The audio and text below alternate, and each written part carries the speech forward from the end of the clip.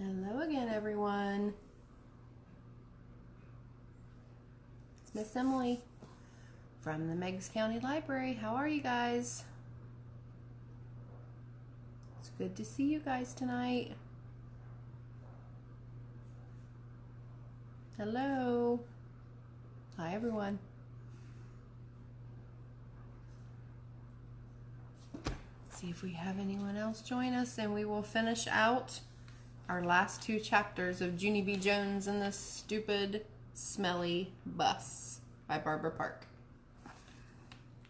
We are at our last two chapters.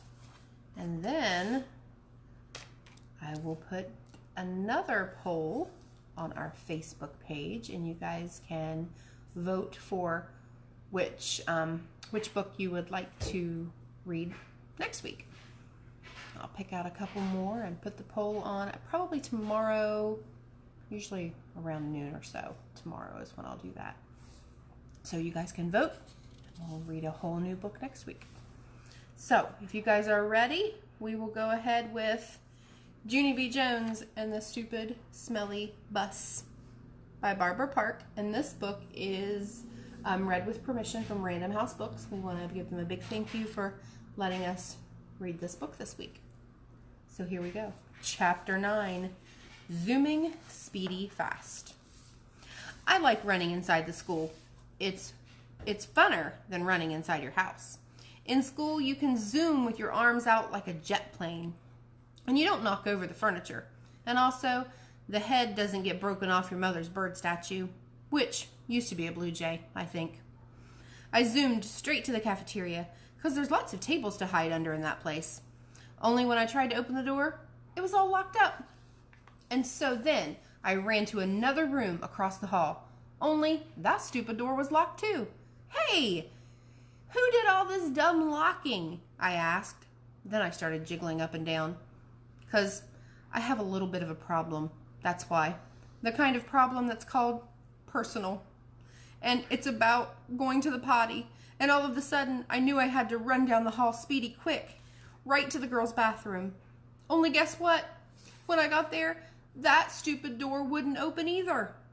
And so I kicked it, and I hanged on the handle, 'cause I weigh 37. "Open up and I mean it," I yelled. But the door kept on staying shut. "It's emergency," I shouted.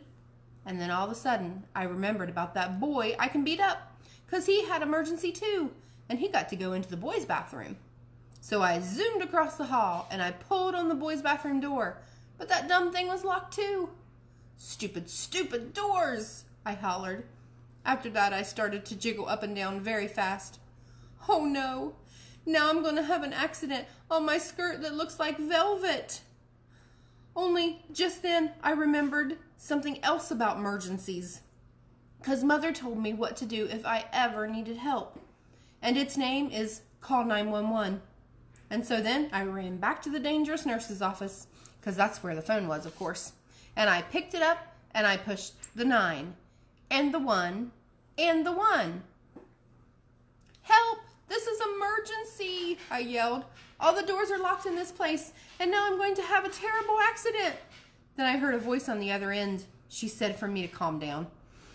"Yeah, only I can't, 'cause I'm in big trouble, and I'm all by myself, and I need help real bad."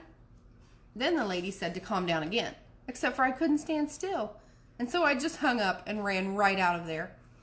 And I just kept running and running till I got to the big doors and at the end of the hall.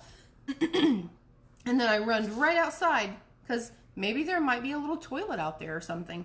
Except I didn't see one. All I could hear was sirens. Loud sirens were all over the place, and they kept on getting closer and closer. And then a big green fire truck came zooming right around the corner, and a white police car, and a fast red ambulance. And guess what else? They turned right into the school parking lot. And so I stopped jiggling for a second, and I sniffed the air. Only I couldn't smell any smoke. And then I heard a grouchy voice say, "Hey, hold it, Missy," it yelled.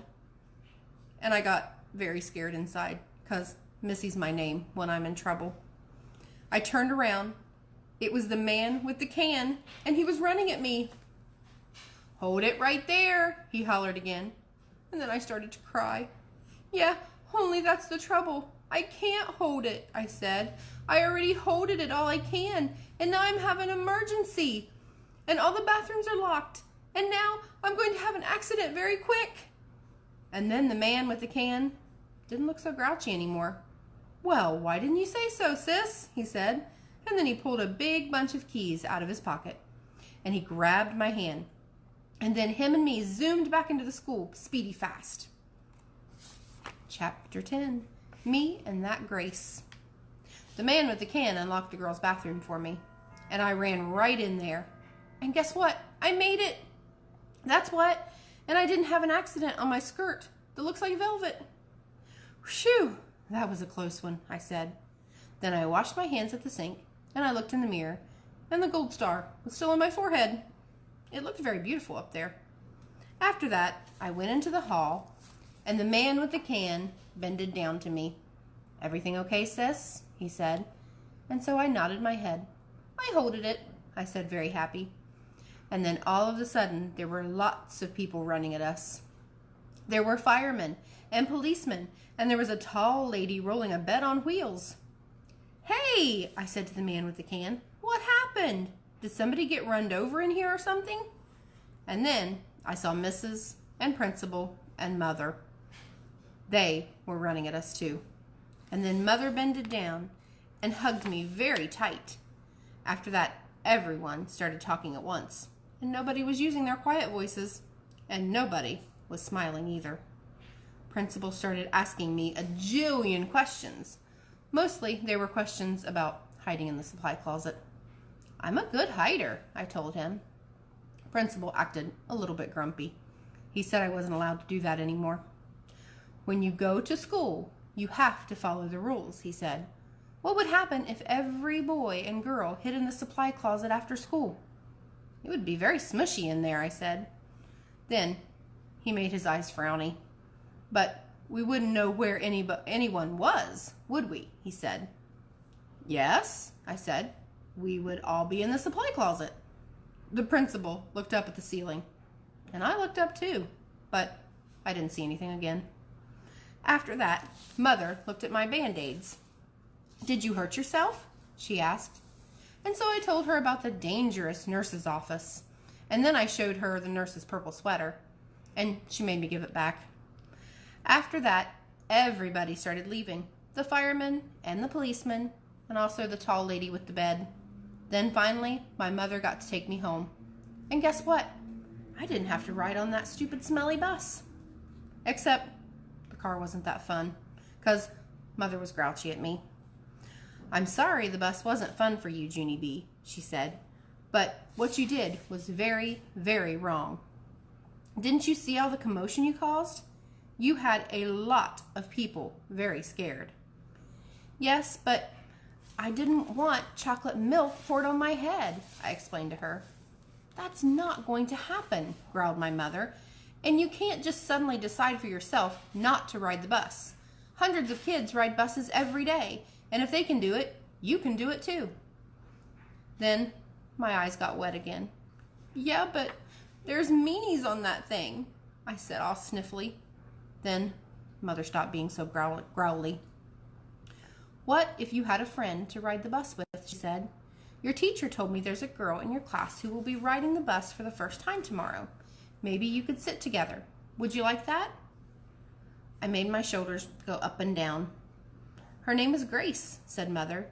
"Grace?" I said. "Hey, I know Grace. I learned her today." And so when we got home, Mother called that Grace's mother, and then they talked. And then me and that Grace talked too. I said hi, and she said hi. And she said she would sit with me. And so tomorrow, I get to take my little red purse on the bus, and I get to put it on the seat next to me so nobody will sit there. Nobody, except for that Grace, of course.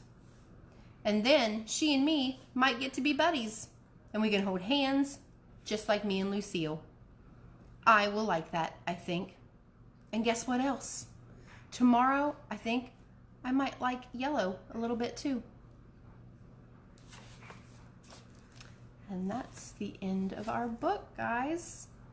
That was Junie B. Jones and the Stupid Smelly Bus by Barbara Park.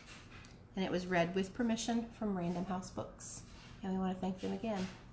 I hope you guys enjoyed this book this week. It's a really easy read. And like I said, we put more information on there last night about how you can log into the app Libby, which is the Ohio eBook Library. And you guys can download more of these books to read. Okay?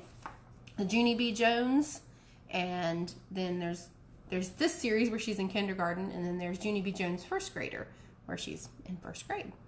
So I hope you guys are able to read more of old Junie B. and see what else she gets into.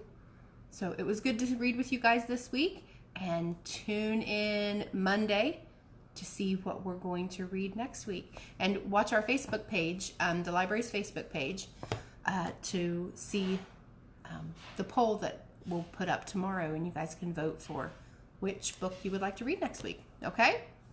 All right, guys, thanks for joining me. I hope you guys have a great night and a great weekend. All right, bye, guys.